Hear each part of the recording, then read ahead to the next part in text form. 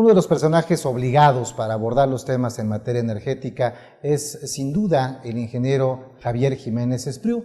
El ingeniero Javier Jiménez Espriu es ingeniero mecánico electricista por la Universidad Nacional Autónoma de México, fue también director de Mexicana de Aviación y subdirector comercial de Petróleos Mexicanos. Esta vasta trayectoria, esta amplia experiencia le permiten y le facultan para poder opinar respecto a la reforma energética y de manera muy interesante hace una gran diferenciación entre lo que es privatizar Pemex o lo que sería privatizar Pemex y lo que sería privatizar la renta petrolera. Es decir, la actividad energética es la que está en riesgo de privatizarse, no así la empresa paraestatal Petróleos Mexicanos. Aquí el ingeniero Jiménez Espriu.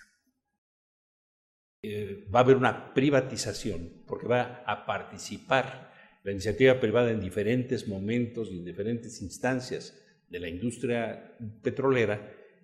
Se establece una confrontación. ¿Cuál es la verdad de las cosas? ¿Se va a privatizar o no se va a privatizar? Y el hecho es que es necesario aclarar, y es necesario aclarar a todo mundo, que efectivamente no se pretende privatizar Petróleos Mexicanos ni vender un tornillo de Petróleos Mexicanos.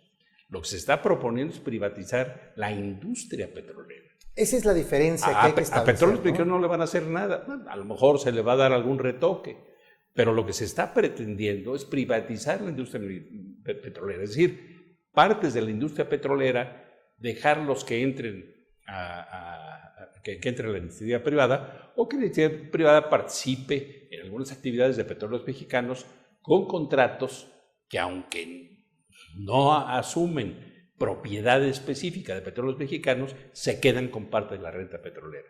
Entonces, lo que se está privatizando es la industria petrolera en muchas de sus partes y lo que se está privatizando, entonces, lo más importante es la renta petrolera. Cuando se dice vamos a conservar la propiedad de la nación, todo lo que se obtenga de petróleo se entregará, será de la nación, pero no se dice a cambio de qué. Cuando se dice todo se entregará al Estado, ¿quién lo va a entregar? ¿Petróleos Mexicanos o algunos otros operadores adicionalmente? La pretensión es que sean también otros operadores los que saquen el petróleo y se lo entreguen a Petróleos Mexicanos. Solamente que se lo va a entregar, como ahora los contratos incentivados o los contratos de servicios múltiples, es después de haberle quitado una parte bastante sustancial de la renta petrolera. Entonces, eso es lo que se está privatizando.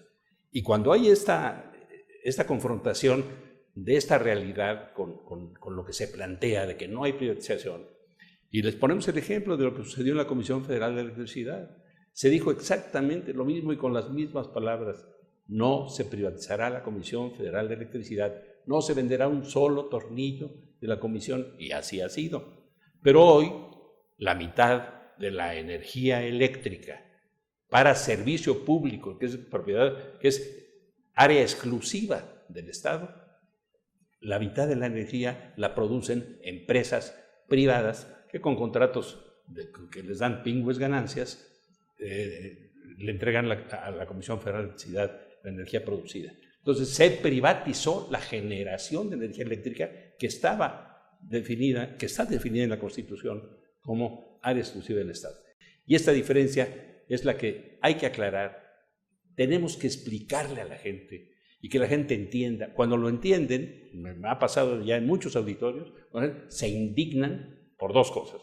Uno por lo que se está haciendo y otro por la forma en la que se está haciendo. No vale decir una cosa y estar haciendo otra. Ingeniero, para terminar de entender, es importante porque en la retórica de esta propuesta, de esta reforma energética, se habla de esta no privatización de Pemex. Entonces, entendiendo estos dos escenarios, son dos escenarios, una cosa es Pemex y sus fierros, por decirlo coloquialmente, así es, sí. Y otra cosa es privatizar la utilidad que generaría Pemex, que esa utilidad es la que va a compartir y ya no va toda para el Estado. ¿Es sí, correcto? La utilidad, y no nada más eso, sino parte de la industria petrolera. A Pemex no le van a hacer nada, pero ¿quién va a hacer las siguientes refinerías?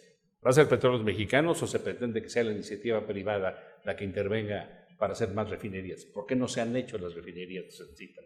¿Por qué incluso aquella a la que se comprometió el Estado en el gobierno en 2008 no se ha iniciado? Precisamente porque hay una tendencia a dar esto a la iniciativa privada. Pemex, el pacto lo dice, vamos a hacer que Pemex compita adecuadamente en refinación, por decir algo. ¿Compita con quién? Aquí, pues con quien se pretende invitar a participar. Estamos entonces invitando a la iniciativa privada a participar en refinación. Es la pretensión. Y esto es lo que es necesario aclarar. Eso es lo que se está proponiendo y eso es lo que se sale de lo que dice la Constitución. Y independientemente de que se salga de lo que dice la Constitución, es nocivo para Pemex.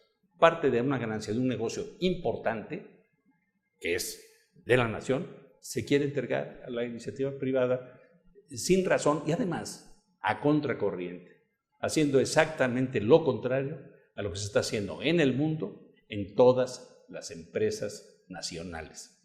Las empresas nacionales están renacionalizando sus industrias petroleras y nosotros vamos a abrirla para entregarla a la iniciativa privada. No vemos por qué, porque Pemex es suficientemente rentable en todos sus órdenes, en todos sus momentos, como para que, mejorando Pemex, se necesite una reforma en Pemex. Yo estoy totalmente de acuerdo en que se necesita una reforma en Pemex, pero una reforma en beneficio de la nación.